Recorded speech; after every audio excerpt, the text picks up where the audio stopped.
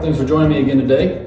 We are wrapping up our study of Proverbs, going through Explore the Bible. This is the last one on Proverbs. The next couple of weeks we'll be covering Song of Solomon. So make sure when we get started, you have your Bible, have something to write with and something to write on. So if you need to pause and go get that right now and come back and join us. Today, as we're starting, we're wrapping up, we're covering Proverbs 31, and it's talking about finding honor. And today we're going to specifically talk about finding honor as a wife.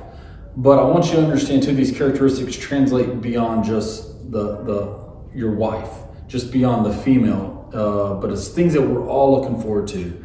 Here it's just specifically addressing the lady as we go forward. But Proverbs 31, as we get started in today's world, it's easy for us to always have somebody watching.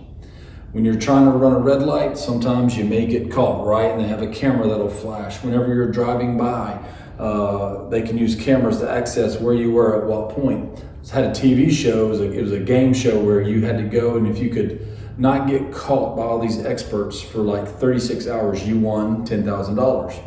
And it was just fascinating how they could track where your last whereabouts were, and they used cameras on highways to figure out where your car was, track your plate, and determine where you are so they could narrow down an area to find you. And it just made me realize that we are always being watched in our society, whether we know it or not. But as we are diving in, as we're talking about the ideal woman who faithfully demonstrates God's wisdom in her life, the characteristics described here in Proverb 31 sets a high standard of character and conduct, and only through our relationship with Jesus Christ are we able to achieve God's ideal. So as we look in, as we discuss, just real quick, Proverb 30 and Proverb 31, not written by King Solomon. 30 is written by, it's called the Sayings of Agur, A-G-U-R. We don't really know much about Agur, however you want to say it, pronounce it. But we don't know much about him. But also in Proverb 31, it talks about King Lemuel and his mother. And don't really have a record of who that is.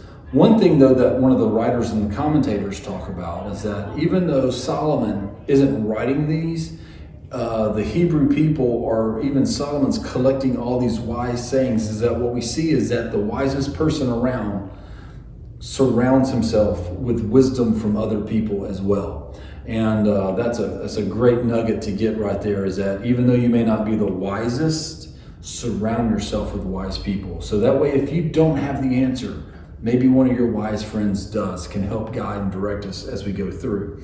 So not much about these two people, but when we get to 31, it's great passage about finding honor, especially honor as a woman. And a lot of times we're going to do this passage for Mother's Day. I've heard it numerous times. But there are characteristics that what we see is in a family structure, when these characteristics are seen by the spouse and by the wife, that it emulates throughout the family as well. And those characteristics grow each and every time, grow throughout everyone else. So Proverb 31, just a little background of it. It's actually an acrostic. If you take the letter of the alphabet, of the Hebrew alphabet, pretty much every line starts with a letter from the alphabet. So as you're going down, it's easy for Hebrew people, who even at this time are oral speakers, to help memorize and learn. Because they knew, like in our alphabet, it'd be the A represents this line, B represents this line, C is this line. So you just had to memorize this acrostic as it went through. So this is an acrostic proverb. In Psalm 119, it's an acrostic that goes down. It would actually take, every section would be a different alphabet, a letter of the alphabet of the Hebrew, but also within each section was an acrostic as well. So as we dive in, as we look, this is an acrostic in the Hebrew alphabet, also known as wisdom poems. Okay, so not the sayings of Solomon, not for instruction of Solomon to his son, but a wisdom poem as we get into it.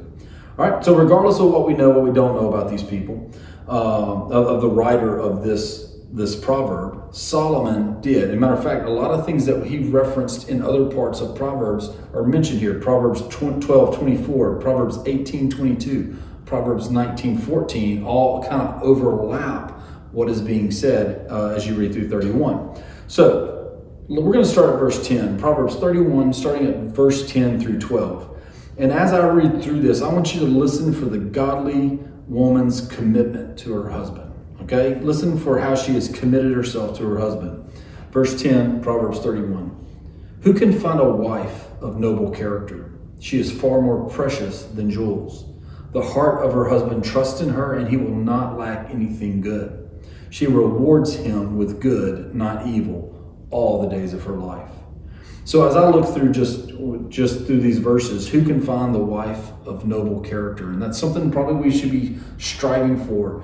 If you're out looking for a spouse, look for someone with noble character. And I'm not saying they have to be people that run society or anything, not like in the Monarch, but it's just the characteristic of their heart is that someone has virtue, someone that has integrity, someone that has great characteristics, godly characteristics. Far more precious than jewelry, far more precious than things that look great on the outside, or that things that we would consider near and dear, is someone with character and integrity. So the heart of the husband trusts in her. So what we see here is that this word, the husband trusts in her, is that the husband's she's a helpmate. Just as we talk about Adam and Eve was made to be a helpmate for Adam. The wife, this woman, is a helpmate for her husband, and that he has the heart of, he can put his heart in her and trust what she says. So when you go home and discuss business, when you go home and discuss things in life, that they're gleaning off of each other and trusting in one another to help make the wise decision for the family. Not just the man, but together they do that. And then in 11 it says, he will not lack anything good. The word there, the will not lack part, actually comes across the same way as talks about when Israel goes into the promised land. It says you will go into the promised land, you will not lack anything. So it's kind of the same terminology of when Israel's going to the promised land, God's saying you will not lack anything, because anything good, I will be there, I will provide for it. Here in the proverb, it's talking about the wife will provide for the husband. You will not be lacking anything, because the wife is going to help complete you, help lead and guide with you. You're not out there doing it on your own. You're doing it with someone in a partnership, in a marriage as you move forward. Okay? She's rewarded him with good, not evil, all the days of her life. So when you talk about she rewards him with good, not with evil, it's the character of who a noble woman is. The character of a noble person is that she's going to try to give you what's best for you and what's best for the family and not be a burden. And that's what we want from both sides as spouses, right?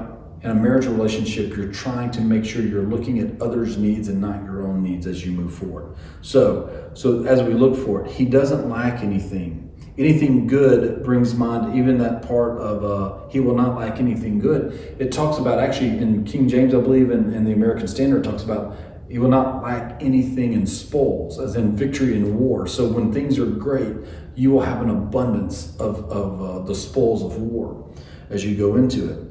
The husband of a noble woman enjoys what kind of surprise when she sees that she is able to bring into his life. So she's the helpmate. She adds to and helps him so that he's not out doing it on his own and doesn't feel like he's out on his own.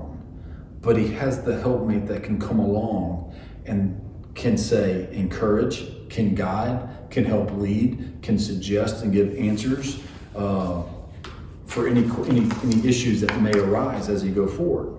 So how does keeping the marriage commitment bring honor to God? How does keeping the marriage commitment bring honor to God? How does keeping the marriage commitment bring honor to the family as well? And I want you to pause. I want you to think on that for a little bit. Write it out. If you're not married, think about if you were married or if you had been married in the past, what would the marriage commitment bring honor to God and to your family? How would that look? If you are married, how does it look, and how does it look in your relationship as well? So how does keeping a marriage commitment bring honor to God? How does it also bring honor to the family? As we move on, Proverbs 31 verses 13 through 16, keep looking for actions of the godly woman. Maybe you need to create a list that goes with it. Start back at verse 10, but as we're going down, what are characteristics or the actions of a godly woman? Starting at verse 13, she selects wool and flax and works with willing hands. She is like the merchant ships, bringing her food from far away. She rises while it is still night and provides food for her household and portions for her female servants. She evaluates a field and buys it, and she plants a vineyard with her earnings. So as we look at these verses, as we look, the wife, the woman in the relationship, the wife in this relationship is trying to provide for the needs of the family. While husband's out earning a living, she is also trying to make sure that managing the house to make sure everything's taken care of as well. Now, we understand, and I'll get to that in just a second too, is that we have some that wives work out of the house, men stay home, or both work out of the house. Either way, what we're talking about here is the noble character of a woman trying to do what's best for her family. So how does she do what's best for her family? She goes out and she selects the materials that she needs. And she works hard at it too. So she gets the wool, she gets the flax, and then she's willing to use that to make it into things that the family needs, the family provides. She's like a merchant ship. She brings food from far away. No matter what it takes, she chooses wisely, she works hard, and she provides, knowing exactly what the family needs, no matter what. So if she has to go and get water from the well multiple times in a day, she is going to do that to make sure there's water that is needed at the house. If she needs to make sure that food is provided on the table, she's going to make sure that food is provided on the table. And she's going to make sure that kids get where they need to be, and kids are going to be trained the way they need to be, and chores are going to be done the way they need to be done. So whatever it takes, even if it requires extra effort on her part, a woman of noble character is going to do what needs to be done to help manage and take care of the family. She rises while it's still night and provides food for her household, not just for her household, but also for everyone in her household. Here it even talks about a portion for her female servants, which either means she divides the duties of the day or she makes sure that they're taken care of as well. She evaluates a field and buys it, and she plants a vineyard with her earnings. So even if she saves and gets a little extra, she's not looking at how to get luxurious things for herself or looking at things that she can buy for herself to look good on the outside. What does she do? She goes and she evaluates a field and says, hey, how can I turn a profit on this field? Can it be a good vineyard? And then she'll buy it. Why? Because the vineyard will make money and it will help provide for the family. She's doing whatever she needs to do. So when we talk about wives that stay at home and manage the family, there's a lot to be done there. But when we talk about wives that work out of the house too, it's still that same principle of noble character of doing what it takes to help provide and make sure that the family is taken care of. That does not leave the husband off the hook, because the husband's supposed to have noble character as well. But in this passage, it talks about the noble character of a wife. So we're talking about the noble character of wife, which we assume emulates a noble character of the husband as well. Not to neglect him and say he has no responsibilities. It's just saying the responsibilities are different.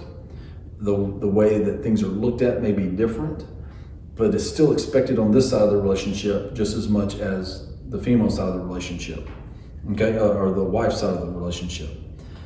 But her noble character is trying to do what's best for the family to make sure the needs are provided for. So we're determined to provide for our families and others in need. We're always looking for the most prudent way to do that. So not just looking for ways that we can increase our standard of living, but just make sure that our basic needs are provided for and that we have extra, some savings in case of a rainy day, in case things go along the way. The wife is managing the household. The wife is working to help provide for the family. And she's looking at the whole family as an entirety, as the helpmate to the husband. All right? It's very evident that a godly woman works and is not lazy. And she works hard, whether inside the home, outside the home, caring for others. The godly woman is industrious and honors God both in her attitudes and in her actions. And as we keep going, how does the portrait of a godly woman painted in this passage compare to how society defines a successful woman today? How does our culture define what a successful woman is versus what the Word of God says a successful woman is in verses 13 through 16?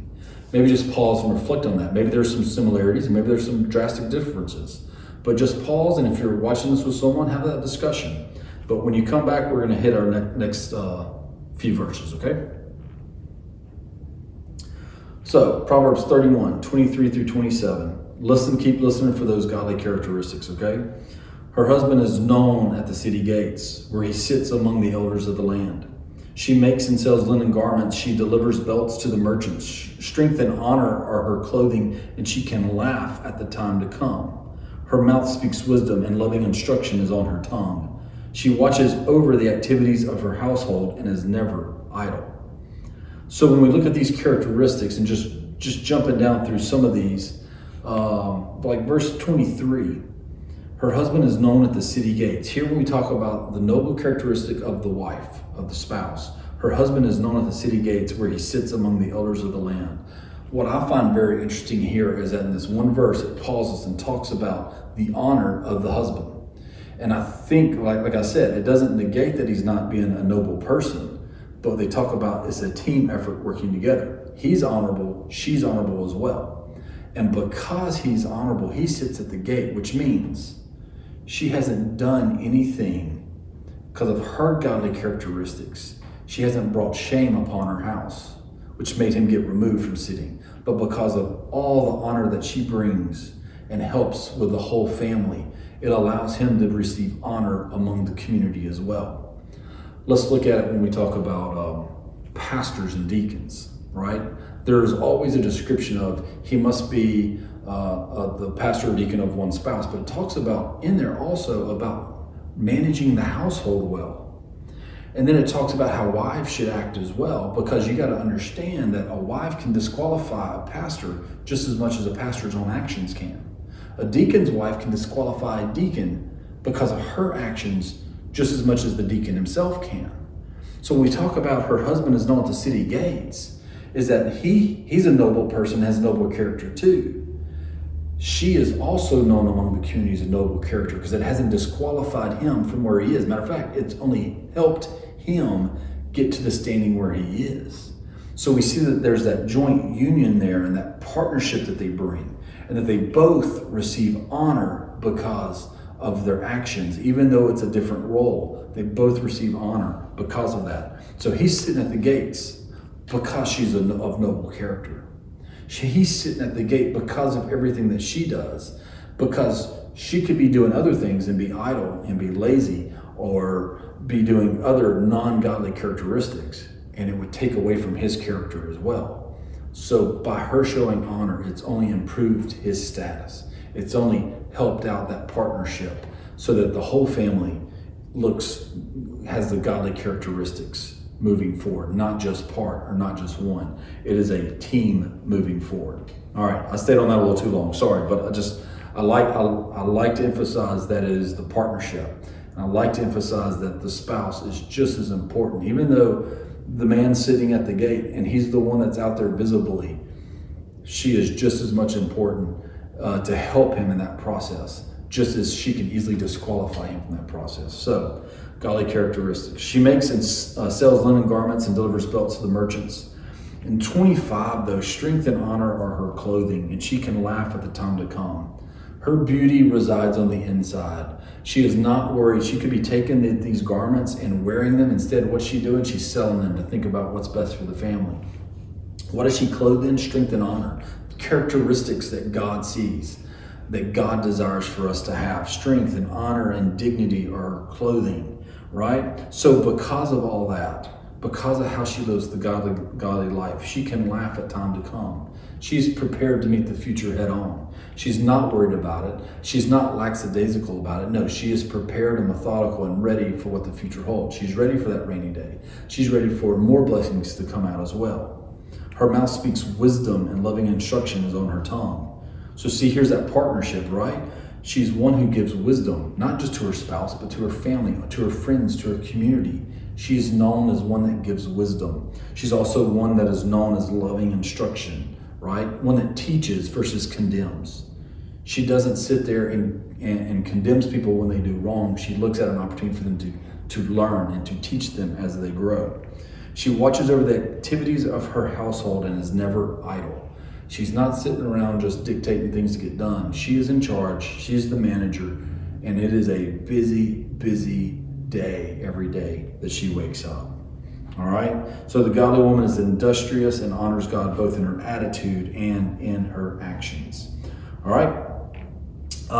She never takes a break when it comes to caring for her family. And our reputation serves as a way to have a positive impact on others for Christ. Why? Because when we speak wisdom, loving instructions, when we're sitting at the gate with our elders and not disqualifying our husband from doing that, then what you're doing as a spouse is that you're showing the attributes of God. You're showing the lovingness of God, the wisdom of God, which means that we're living that Christian life that we've been called to, that noble character we're called to. We stand out from the rest of the culture around us. And our reputation serves as a way to have a positive impact on others. It's amazing whether you're in the workforce or whether you're at home, how other moms or other coworkers would come. And I know with my wife, but I also heard, with others, I always hear stories about how they just live the godly life at work. And it's funny how people of completely different backgrounds, different religious beliefs, if any religious beliefs, when time of trouble comes, they'll come to these people and say, hey, this is going on in my life. I need advice.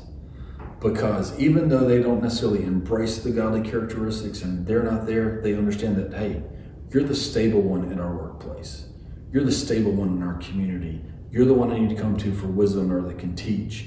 And when troubled times hit, it's amazing how the culture comes and asks questions. That doesn't mean they do, it doesn't mean they follow the instructions, but they do respect to come and at least ask because of the actions that were set forth. We haven't disqualified yourself from your characteristics and from how you live. All right, last section as we go down. Verse 28 through 31. Her children rise up and call her blessed. Her husband also praises her. Many women have done noble deeds, but you surpass them all. Charm is deceitful and beauty is fleeting, but a woman who fears the Lord will be praised. Give her of the first fruits of her hands, and let her works praise her in the gates.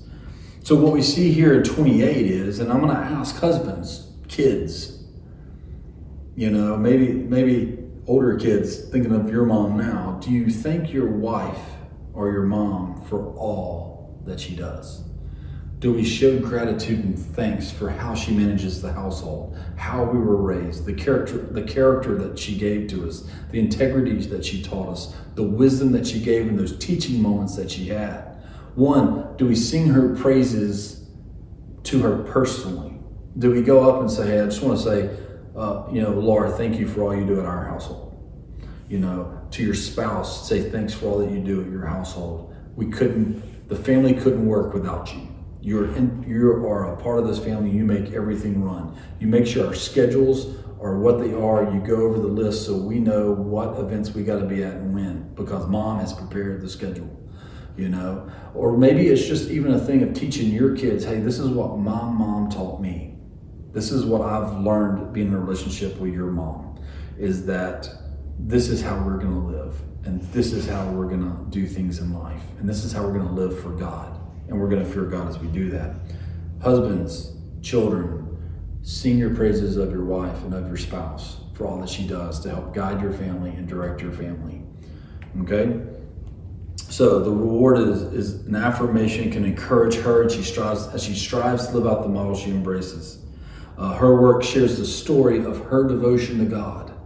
And if we're doing things for God, we want to be recognized, encouraged, right? Not recognized as in a pat on the back, but we want to be encouraged that, hey, we're doing the right thing, and encouraged to do the right thing more often. So does the spouse, so does the wife, so does the mom and the family. She wants to be encouraged that she's doing the right thing and that her hard work is paying off. So we need to make sure that we are singing praises. Many women have done noble deeds, but you surpass them all. Okay? Give her the first fruits of her hands, right? So when everything's done, why don't we let mom eat first instead of seeing if we have enough at the end when all the kids eat, and then we'll see if mom can eat. Let mom eat first. Celebrate mom as we go on. What are some appropriate ways of honoring women in our society? What are some appropriate ways of honoring women in our society? And as we kind of wrap up, King Lemuel recognized that many people honor the wrong things, but that God honors a godly woman who fears the Lord. Now, a king is talking about his mom and the sayings that he's learned from his mom, and taught from his mom about what to expect in a wife, what to expect in a godly, God-fearing wife. And it says basically, as Proverbs says, find one who fears the Lord.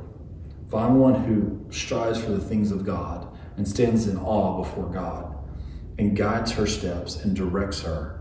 And what we'll see is that it helps guide the whole family as well. It helps the family stay on track. And it helps the husband stay on track. It helps the kids stay on track because she is an integral part of keeping the family and helping manage that family as a helpmate. As you reflect on the people of influence, consider how you're influencing them to honor God, right? So if we look and just think about people in your life that have affected you, right?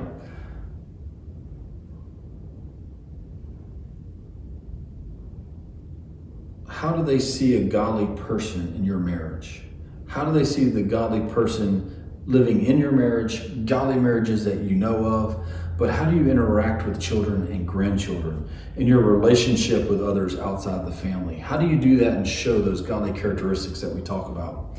Maybe what we also need to do as we wrap up and we close is maybe just take time and make a list of your family needs. What are your needs that you need as a family? Include your spiritual needs as well. And then what actions can you take to help meet those needs that are identified? Okay? So I'm going to close in prayer, but as I close in prayer, I want you to go make that list of what are your family's needs?